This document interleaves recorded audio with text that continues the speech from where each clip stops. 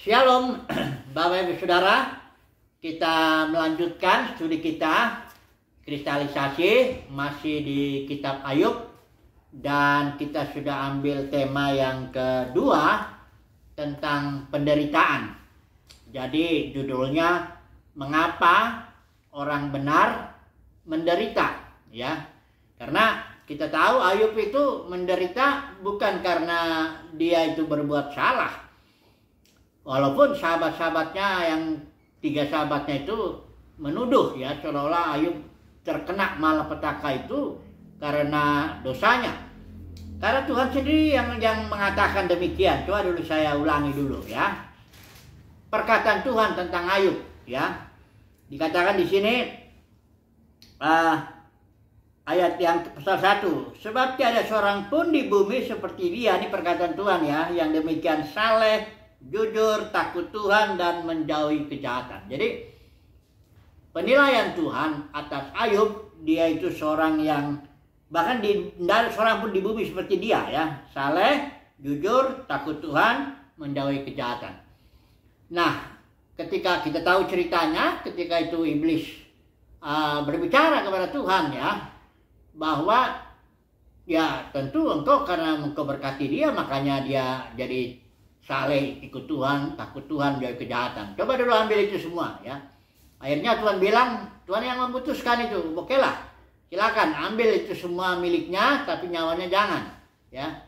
Jadi diambillah seluruh itu anaknya Ayub, ada 7 laki, 3 perempuan, harta bedanya, kambing domba, lembu, semuanya mati ya.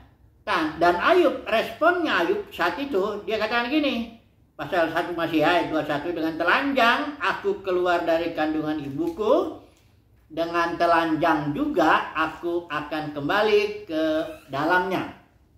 Tuhan yang memberi, Tuhan yang mengambil, terpujilah nama Tuhan. Ini perkataan Ayub dibenarkan oleh Alkitab ini, yang kita yakin juga firman Tuhan toh.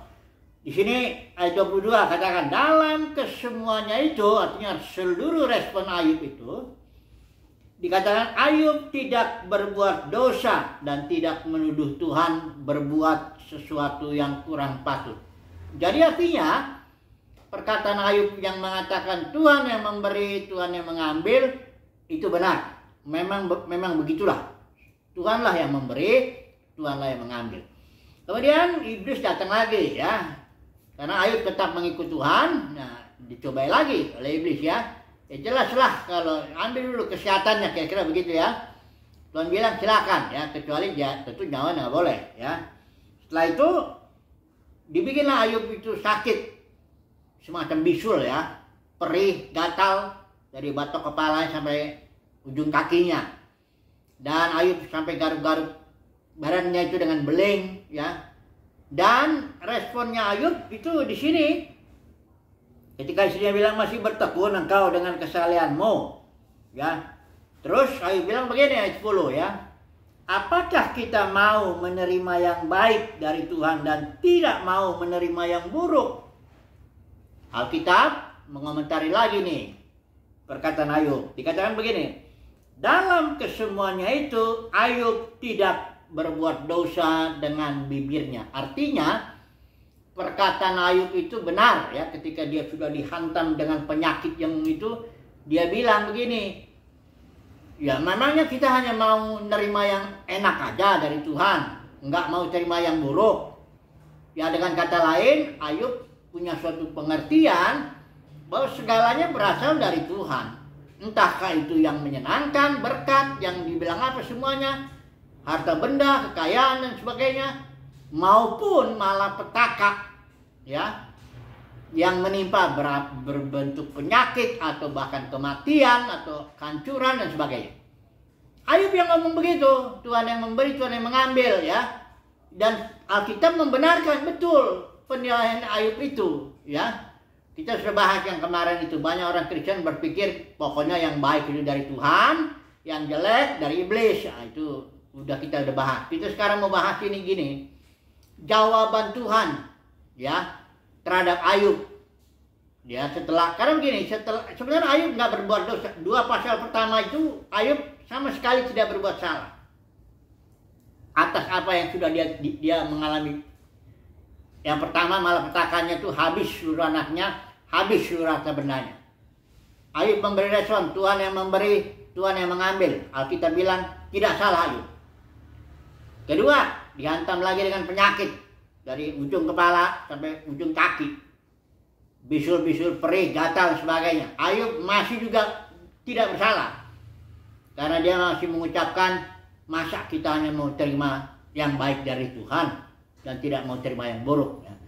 Nah, persoalannya ketika datang ketiga sahabat Ayub, ya, dia mencoba, sebenarnya sahabatnya ini mencoba menghibur. Nanti kita akan bahas di tema yang berikut secara detail pandangan ketiga sahabat Ayub ini. Tapi intinya dulu lah saat ini, ya. Intinya dari ketiga sahabatnya Ayub ini, dia mengatakan, kamu mengalami malapetaka ini karena ada dosa dalam dirimu, ada kesalahanmu, Ayub. Maka engkau ketimpa masalah-masalah seperti ini. Dia punya konsep seperti banyakkan orang Kristen. Orang Kristen berpikir kalau saya diberkati, hidup saya lancar, bisnis saya lancar, ya apa semuanya enak lah, ya itu berarti nggak ada dosa, aku berkenan di hadapan Tuhan, kira-kira begitu ya. Nah kalau aku kena masalah, kena timpa penderitaan, entah persoalan bisnis, keluarga atau apa, penyakit atau apapun, itu umumnya orang Kristen berpikir, berarti saya barangkali ada dosa, ya saya nggak diberkati, ini ada dosa, ini ada apa dan sebagainya. Bahkan orang-orang Kristen lainnya pun suka menuduh, itulah karena kamu menyimpan sakit hati atau mungkin apalah pokoknya lah, ya. Tapi kita nggak bahas itu secara detail dulu. Pendeknya, ketiga sahabat Ayub ini mengatakan bahwa engkau Ayub mengalami malapetaka ini karena ada dosa dalam dirimu, ada kesalahan dalam dirimu. Kira-kira itu, ya. Kemudian mari kita melihat jawaban Tuhan. Karena kalau Tuhan tidak memberi jawaban, ya ini nggak selesai ceritanya, ya. Jadi kayak sekarang nih dalam kekristenan, ya, nggak selesai persoalannya kalau Tuhan belum datang berbicara dengan mengadililah, ya, di antara anak-anak gereja dan di antara umatnya. Kalau enggak Tuhan bicara, nggak selesai itu. Karena yang lurus bisa bengkok, yang bengkok bisa lurus, ya. Orang yang diberkati, orang yang apa? Artinya kalau ada orang tertimpa malapetaka nanti dibilang karena ada dosanya. Padahal banyak orang-orang berdosa di dunia ini yang diberkati oleh Tuhan. Ya, jangan salah, ya. Nah makanya kita lihat dulu lah, ya. Kemudian inilah jawaban Tuhan, ya, terhadap Ayub. Pasal 38 kita nggak bahas semua. 39, 40, ya, pas 1. Baru 42 Ayub memberi respon terhadap jawaban Tuhan, ya. Kira-kira intinya daripada jawaban Tuhan ini, Tuhan tidak ngejelasin sama Ayub, mengapa aku mengambil keputusan seperti ini kepada dirimu. Tuhan nggak jelasin itu, ya. Jadi kita tahu bahwa cerita pasal 1 pasal 2 itu jelas keputusannya Tuhan. Iblis itu kan cuma alat aja, ya. Iblis pun terbatas, nggak boleh. Dia kalau mau bertindak menyerang manusia dibatasi sama Tuhan. Tuhan yang menentukan.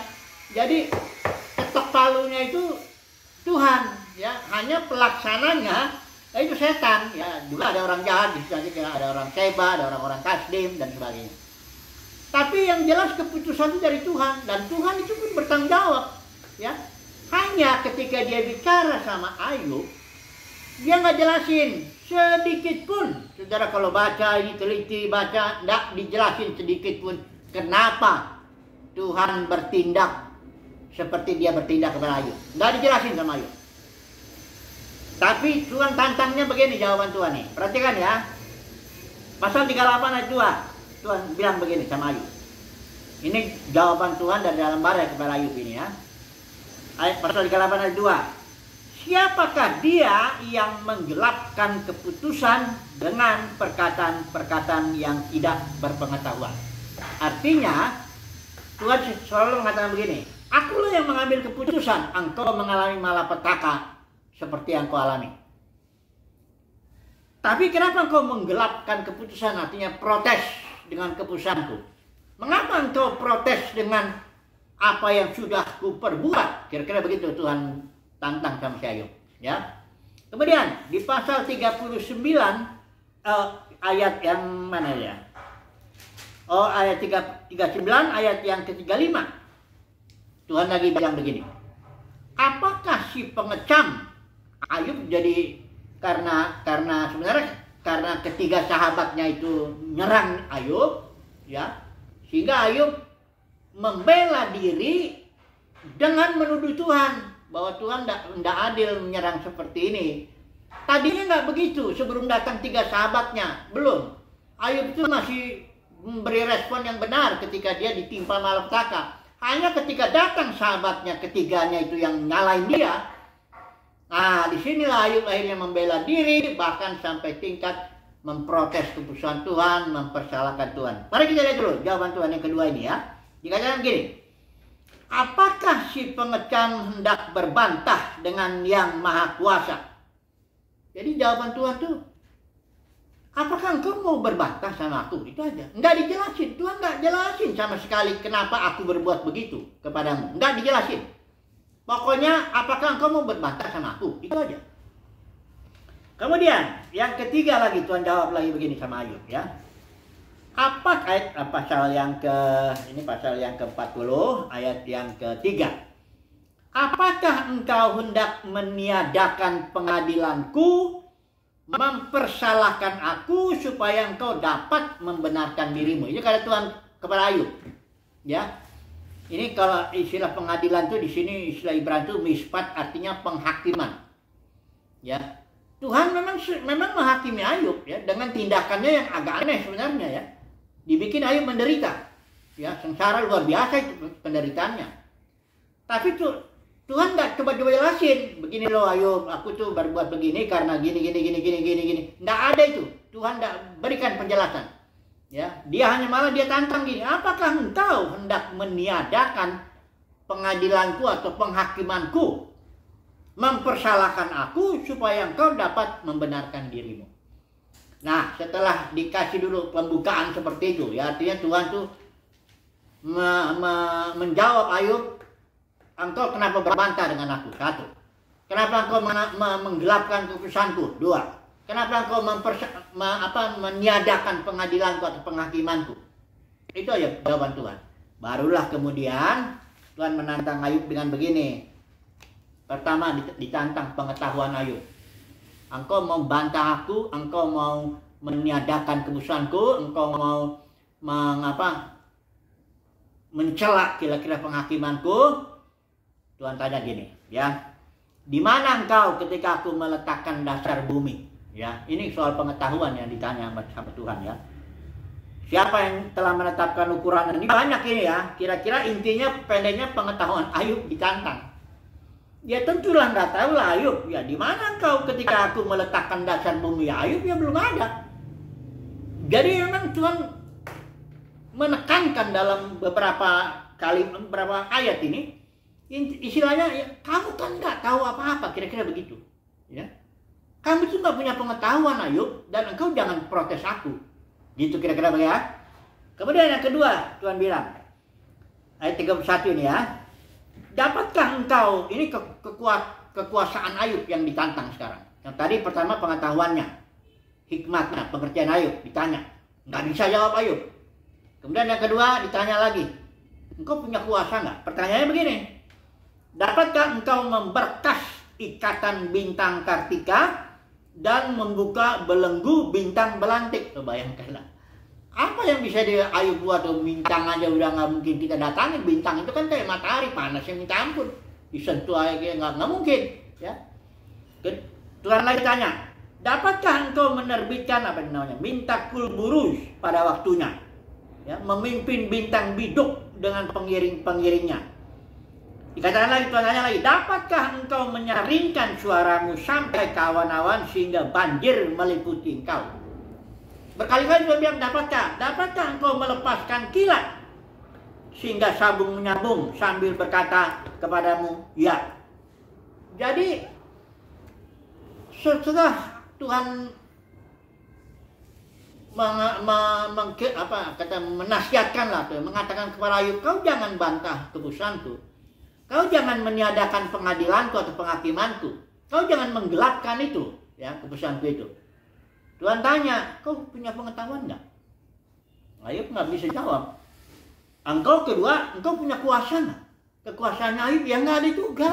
Nah, kita manusia ya, apa yang di kekuatan manusia apa? Ya, pertanyaan-pertanyaan Tuhan ini sama sekali nggak bisa dijawab. Akhirnya Ayub bilang begini, ya, ayat 37 pasal 39. Sesungguhnya aku ini terlalu hina, kata Ayub, ya. Jawab apakah yang dapat kuberikan kepadamu? Ya memang nggak bisa dijawab. Ayub nggak punya kekuasaan, Ayub nggak punya pengetahuan, nggak punya hikmat, nggak punya pengertian. Sehingga dibilang sesungguhnya aku ini terlalu hina. Jawab apakah yang kuberikan kepadamu? Mulutku kututup dengan tangan. Terus Ayub bilang lagi, satu kali aku berbicara tetapi tidak akan kuulangi.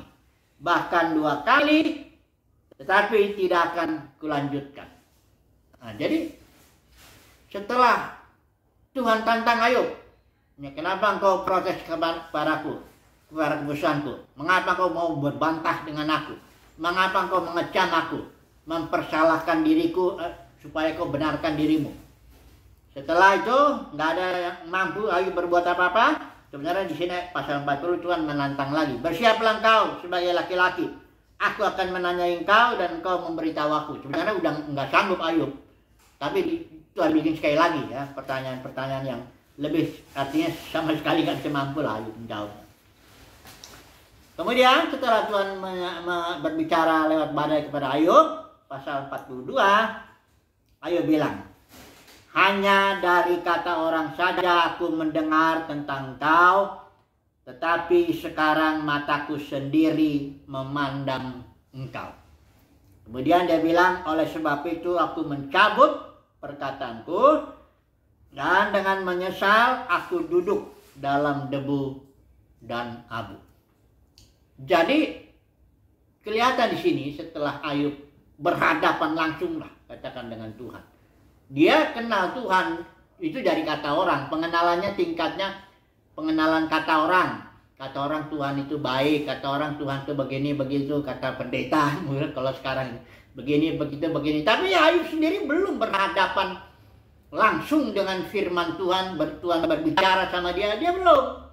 Ya, tapi walaupun dia belum begitu, Ayub udah bagus sekali. Ya, Tuhan sendiri bilang ini udah, walaupun pengenalannya masih kata orang, dia udah sungguh-sungguh, ya, mengikut Tuhan, ya.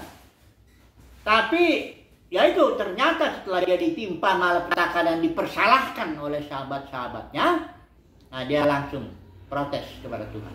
Nah disinilah kegagalan Ayubnya itu, ya, dari pasal 3 itu terus dari pembicaranya dengan sahabatnya itu, ya. Nah setelah Ayub berhadapan langsung dengan firman Tuhan, Tuhan bicara langsung dengan dia, barulah Ayub bilang, sekarang mataku sendiri memandang kau dan aku mencabut perkataanku. Menyesal Ayub, ya. Dia bilang duduk dalam debu dan abu, ya. Nanti kita baru melihat respon Tuhan kepada ketiga sahabatnya. Intinya Tuhan murka dengan ketiga sahabatnya ini. Tuhan bilang gini, engkau tidak berbicara benar tentang aku. Karena konsepnya yang ketiga sahabatnya ini, pokoknya Tuhan akan bertindak menghajar orang kalau orang itu bersalah. Kira-kira begitu, ya. Tuhan bilang aku nggak begitu. Aku tuh nggak bertindak. Kalau orang salah aku hajar, orang benar aku kasih apel. Nggak, Tuhan bertindak atas dirinya sendiri, atas hikmatnya, atas kuasanya, atas maksud-maksudnya, atas kehendaknya. Dari sini kita melihat tadi dari respon Ayub bahwa rencana Tuhan, kehendak Tuhan bagi Ayub yaitu supaya Ayub memiliki pengenalan lebih dalam lagi akan Tuhan. Itulah tujuannya penderitaan itu, ya. Penderitaan itu dimaksudkan supaya anak Tuhan ini pengenalannya bukan dari kata orang. Penderitaan itu membuat Ayub mengenalnya beneran, ya, mengenal muka dengan muka, kayak begitu. Jadi Inilah dia apa yang kesimpulan kita ini. Kalau ikan judul kita ini, mengapa orang benar menderita? Jawabnya supaya orang benar mendapat pengenalan akan Tuhan yang lebih dalam, lebih benar. Ya, mengerti jalan-jalan Tuhan karena berhadapan langsung dengan Tuhan. Jadi penderitaan itu sendiri bukan menyebabkan orang mengenal Tuhan. Ada banyak orang menderita di dunia ini, ya dia tetap nggak bisa kenal Tuhan. Ya, pengenalan akan Tuhan itu karena memang Tuhan menyatakan dirinya, mewahyukan dirinya. Ya, pengenalan akan Tuhan karena Tuhan itu punya kemuliaan, yaitu merahasiakan sesuatu. Ya, termasuk Tuhan merahasiakan dirinya, merahasiakan perbuatannya. Alkitab bilang Tuhan mindahin gunung mana-mana orang nggak tahu. Ya. Kemuliaan Elohim itu menyembunyikan, merahasiakan sesuatu. Baru kalau kemuliaan raja-raja menyelidiki. Ya. Jadi intinya begini, orang bisa mengenal Tuhan karena Tuhan sendiri berkenan mewahyukan dirinya kepada orang itu. Tapi ada alat untuk sampai ke situ. Alatnya apa? Penderitaan. Nah, ini dia. Jadi kalau orang Kristen punya konsep, kalau saya nggak menderita, kalau orang nggak menderita, ya diberkati dalam arti dia kaya, sehat, anaknya banyak apa tuh, oh, berarti orang itu berkenan di hadapan Tuhan. Nanti kalau ada orang, ya orang Kristen yang hajar masalah, tantangan apa semua, penyakit apa, terus kita bilang ini dia, gara-gara ada dosa itu nanti Tuhan murka itu sama orang seperti itu. Sama seperti Tuhan murka kepada 3 sahabat Ayub itu. Ingat ya, Tuhan tidak bertindak berdasarkan orang itu betul apa kagak. Sudah perhatikan ya, Yohanes 3 ayat 16. Karena begitu besar kasih Bapa akan dunia ini. Elohim adalah kasih. Kodratnya memang sudah begitu. Karena begitu besar kasih Bapa akan dunia ini. Itu dunia ini siapa itu? Itu bukan hanya orang Kristen, semua orang. Bapak mengasihi, memberkati, ya. Kalau mengasihi tapi masih ngutuk, ya itu nggak benar. Mengasihi dalam arti memberkati, bahkan sampai tingkat apa? Sampai tingkat memberikan anaknya yang tunggal itu, ya. Jadi semua orang diberkati oleh Bapak karena kodratnya memang kodratnya kasih. Jadi kalau ada orang diberkati, itu bukan berarti tanda bukti bahwa orang itu benar. Enggak.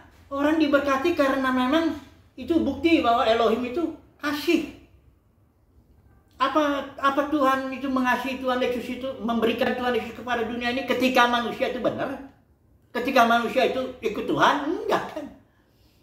Jadi Tuhan bertindak atas dasar hakikatnya, atas dasar maksudnya, ya jangan salah loh, ya.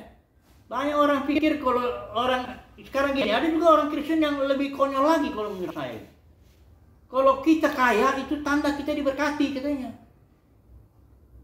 ya. Kalau ada lagi yang lebih konyol lagi, ya kau kasih dulu persepuluhan, nanti kau dilipat gandakan hartamu katanya, ya supaya jangan kena kutuk. Ini konsep-konsep yang betul-betul membuat Tuhan murka itu sebenarnya, ya. Saudara kalau dipikir-pikir, coba deh kita renungkan dulu sebentar. Di dunia inilah orang-orang kaya, pilihlah 10 orang kaya terkaya di dunia ini. Saya yakin di antara itu enggak ada orang Kristen yang sungguh-sungguh ikut Tuhan, enggak ada. Yang paling kaya itu kebanyakan barangkali menyebut nama Tuhan pun, Tuhan Yesus pun enggak. Kaya tapi dia. Ingat ya, iblis enggak bisa ngasih apa-apa. Kalau orang bisa makan pun, kita pengkhotbah bilang, kalau orang bisa makan dan merasakan kenikmatan, itu dari Tuhan.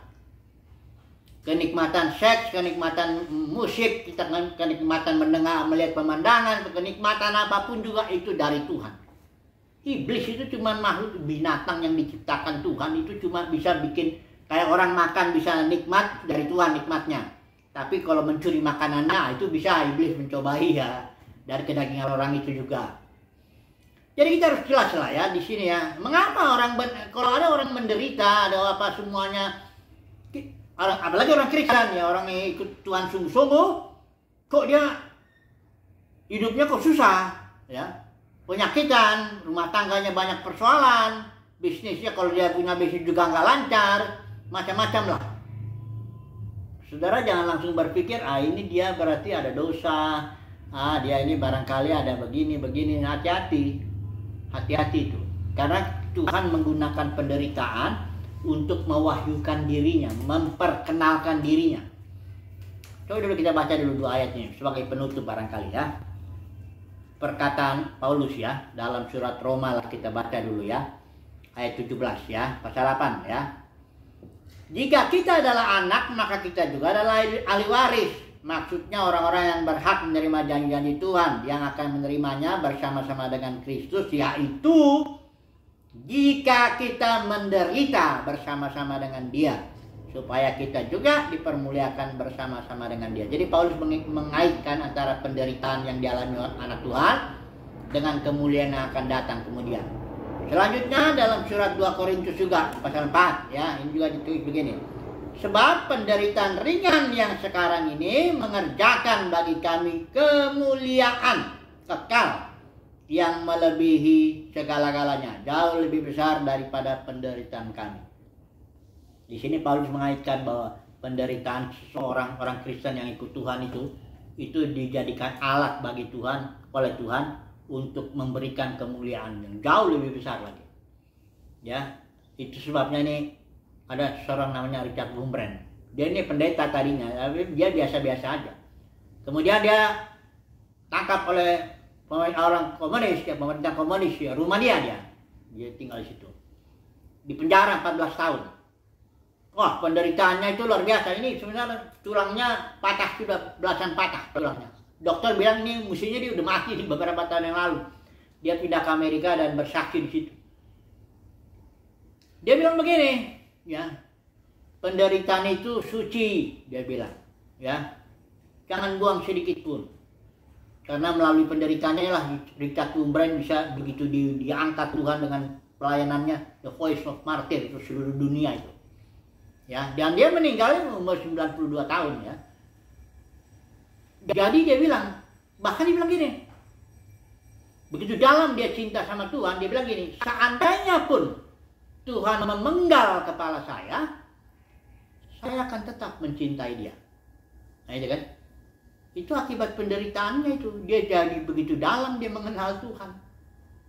Kemudian Watchmeni, ini ada Watchmeni juga seorang yang menderita itu, ya, 20 tahun hampir dia di dalam penjara komunis, ya. Ada juga di situ Wang Mingdao, itu ada banyak orang-orang China ini ya. Itu dia bilang ini sekali waktu, kenapa sih orang Kristen ke pelayanannya kurang dalam ya, kurang berdampak apa? Dia bilang ya itu karena penderitaannya kurang kan. Sekali lagi ya, bukan kita harus mencari-cari penderitaan, bukan.